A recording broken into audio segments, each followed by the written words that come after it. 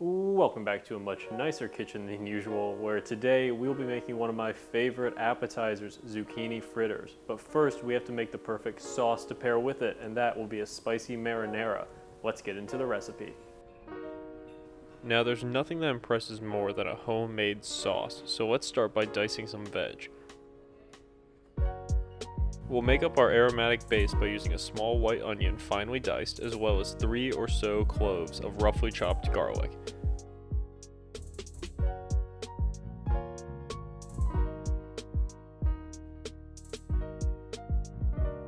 Moving over to the stove, in a saucepan on medium-high heat, add in 2 tablespoons of olive oil and an equal amount of unsalted butter.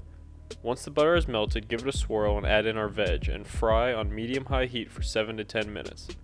We are looking for the garlic to become fragrant and all the veg to be soft and golden. Keep it moving every minute or so, and while it fries, let's open up a 28-ounce can of crushed tomatoes. Make sure you're choosing a brand of tomato with a taste you enjoy. Though we will be seasoning the sauce, we won't attempt to cover up the natural tomato flavor, only to enhance it.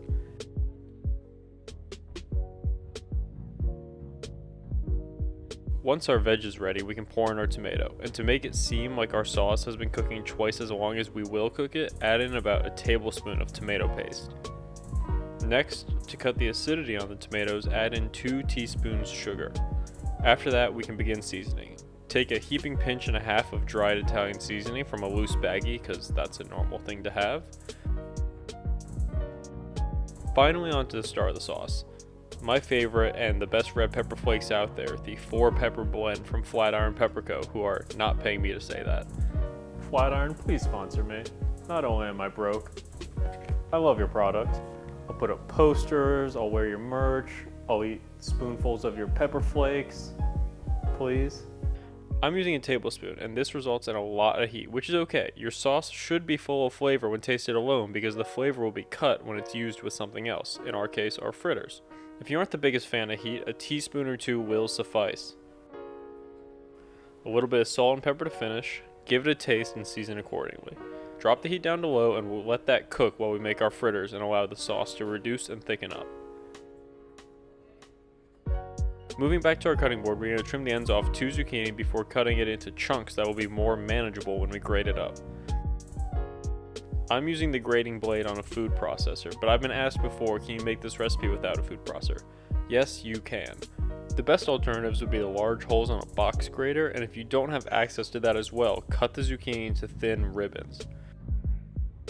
Once grated, move into a large mixing bowl, where we will add a teaspoon of kosher salt, a 1/4 to a 1/3 cup all-purpose flour, and a 1/4 cup shredded parmesan. Crack an egg and lightly beat it before adding into our mixing bowl.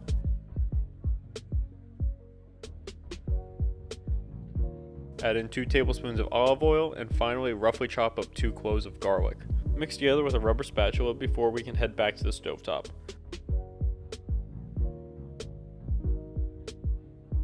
Portion out a spoonful of our mixture and place on a hot skillet on medium heat before flattening with a spatula. These will brown with 2 to 3 minutes on each side and yield 6 to 10 fritters depending on size. Plate up with our marinara and enjoy an appetizer that is light enough to serve before a meal and tasty enough to serve alone as a snack. Either way, enjoy.